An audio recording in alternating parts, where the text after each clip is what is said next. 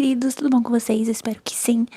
Bom, hoje vocês vão acompanhar um pouquinho do meu dia do feriado, que eu fiz bastante coisa, eu não fiquei só estudando, mas serviu como motivação também, porque feriado é um pouquinho complicado pra mim estudar, porque tá todo mundo em casa, então o barulho é maior.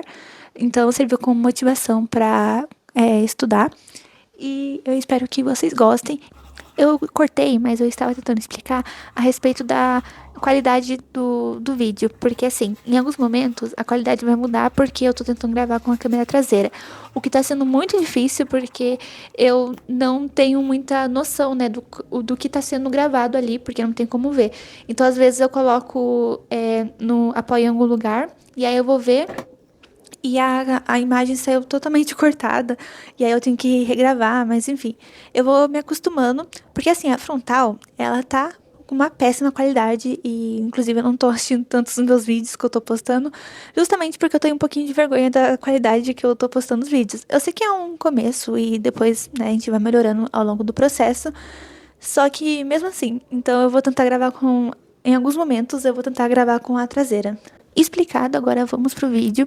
Então eu acordo e eu não troco de roupa logo quando eu acordo. E eu sei que é um pouquinho errado isso, mas é que eu acho tão confortável estudar de pijama. Então eu faço ali pelo menos a parte da manhã de pijama. Dependendo do meu humor, eu troco de roupa, mas geralmente eu estudo de pijama mesmo. E aí na parte da tarde, depois do almoço, eu começo a me arrumar, a me maquiar, passar protetor solar, essas coisas. E nas minhas condições, eu sou super a favor de me maquiar pra ficar em casa, porque esses dias eu vi uma discussão super absurda e assim, desnecessária sobre se maquiar pra ficar em casa, pra ficar arrumada em casa. E as pessoas começaram a discutir por conta disso, o que é irrelevante, sabe? Cada um conhece a sua realidade. Então, no caso, na minha realidade, eu sou uma pessoa que é difícil eu sair de casa. E muito, mas muito difícil mesmo. Então, eu vou ficar desarrumada em casa? Isso, querendo ou não, ia mexer com a minha autoestima, sabe? Então, eu prefiro, né, ficar me maquiando, porque eu me sinto, assim, mais bonita. E também eu me sinto mais motivada para fazer as coisas. Então, se acaso precisar, porque no caso, como eu tenho um Instagram profissional, às vezes eu preciso aparecer no Stories. Então, eu vou aparecer assim de qualquer forma? Não, né? Então, eu me arrumo. Então, como eu disse, cada um conhece a sua realidade. Então, umas pessoas vão ver vantagem em ficar arrumada em casa e outras não vão. E tá tudo bem. Eu acho que com essa época de rede social, as pessoas querem ditar muita regra. E eu comecei meus estudos por geometria analítica, que é um conteúdo que eu vi ano passado, só que eu não vi muito bem, sabe? Porque na prova que eu tava focada, que no caso era o Enem, não cai tanto. Então, dificilmente revisava. Então, tem algumas coisas que eu esqueci. E como eu acho muito chato ficar assistindo aula de geometria analítica, eu achei um professor no YouTube que o vídeo assim tem 1 hora e pouco de conteúdo, mas ele passa 70 questões super básicas que ele vai resolvendo ao longo do vídeo, e aí ele passa o conteúdo a partir dessas questões, então alguma fórmula ou algo do tipo.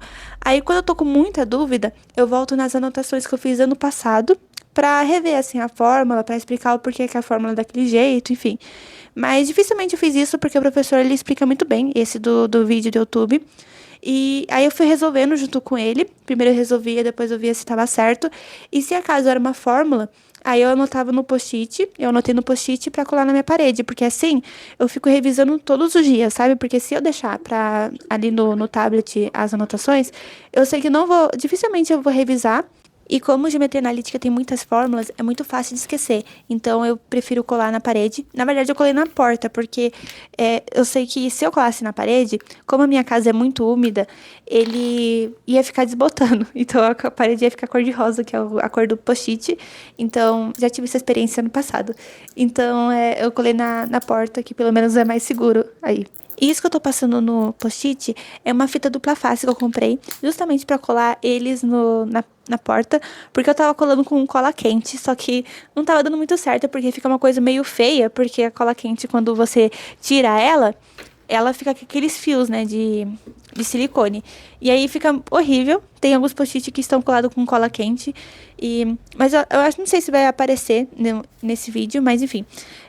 Aí ficou horrível, então eu comprei essa fita. Antes eu tinha aquela grandona mesmo, só que eu achei essa mais prática, porque daí eu deixo no meu penal e fica tudo ótimo. E já vamos pular para sábado, porque na sexta não gravei tanto, mas eu rendi bastante nos estudos. Deu umas 8 horas líquidas, mais ou menos. E eu, no sábado, eu acordei mais cedo, eu acordei umas 5h40 mais ou menos, porque eu queria fazer as coisas mais importantes dos estudos. Então, coisas mais ativas. Então, corrigir um simulado, fazer uma lista de questões, algo do tipo. Porque no sábado tem faxina, e aí geralmente depois da faxina eu fico mais cansada. Então, eu estudei ali até umas 11 horas da manhã, até umas meio-dia mais ou menos, antes de começar a limpar a casa. E nesse dia eu fiquei com uma raiva, porque eu estava tentando gravar com o meu tripé. Só que a forma que eu colocava o celular, porque eu queria gravar com a câmera traseira, ele pressionava algum botão do celular e aí fazia com que ligasse para emergência. E assim, eu estava estudando, só que eu estava morrendo de medo de aparecer a polícia, alguma ambulância, algo do tipo, achando que estava acontecendo alguma coisa, porque eu tentei várias vezes colocar o celular para não aparecer isso, né, de ligar para uma emergência, só que aparecia mesmo assim, então eu estava morrendo de medo. Inclusive, quando eu comprei meu tablet, ele veio com um problema no botão de bloquear. Só que até então, eu não sabia que era um problema nesse botão. Então, eu achava que era uma coisa do sistema ou algo do tipo, que daí eu tinha que pressionar bastante vezes o botão para aparecer, né, para acender a tela. Aí teve uma vez, que foi num sábado, era umas 6h30 da manhã, mais ou menos, que eu estava tentando ligar o tablet e eu ficava pressionando, pressionando, pressionando, pressionando o botão.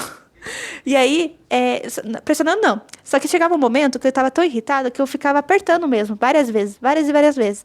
Aí nisso, gente, emitiu um som que muito, mas muito alto, que eu acho que tem a ver com esse negócio assim de emergência também, né, de alerta ou algo do tipo, pra, sei lá, alguma pessoa tá, não sei pra que serve, mas enfim. Não sabia que tinha essa funcionalidade, fiquei sabendo naquele dia. Agora imagina, 6h30 da manhã, todo mundo dormindo. Eu acho que deve ter acordado até o vizinho da rua de baixo, sabe?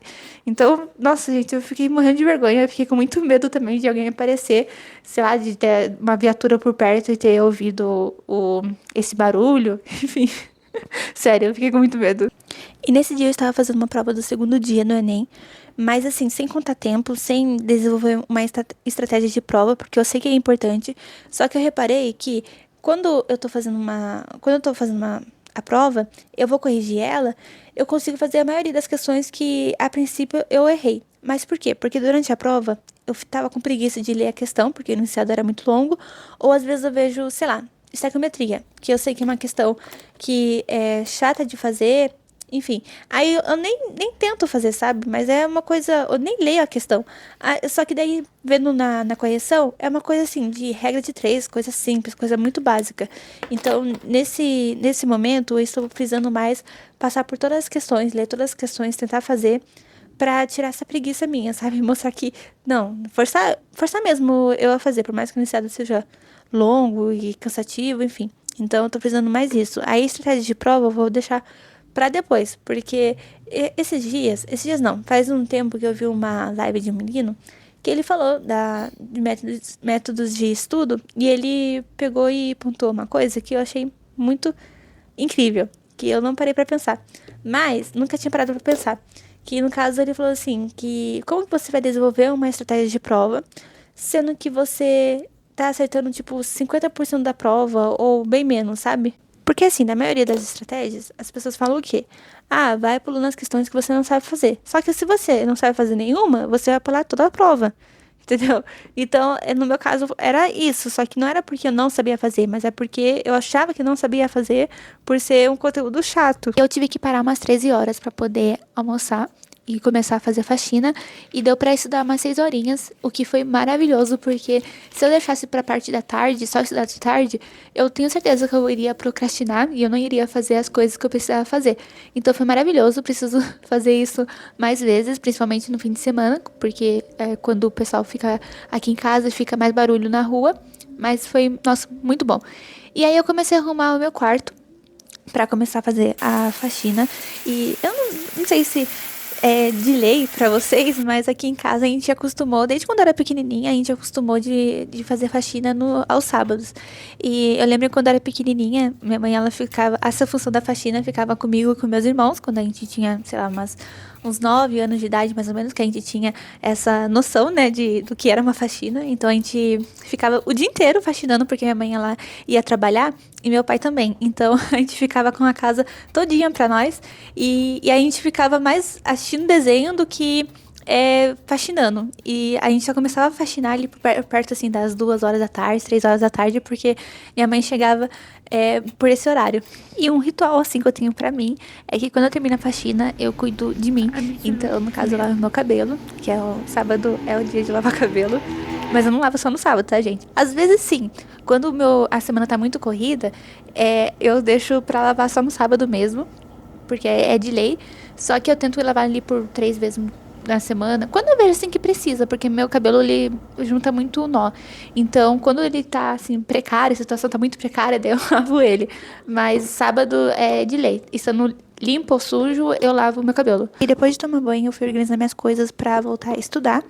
E me deu muita vontade de tomar alguma coisa quente. Então eu tinha ou Nescau ou Nescafé. Então eu fiz o quê? Juntei as duas coisas. Então eu fiz assim, como se fosse um cappuccino, só que eu esqueci de colocar o leite em pó. Mas ficou muito bom. E só que assim, eu me arrependi de ter tomado porque de noite eu não conseguia dormir.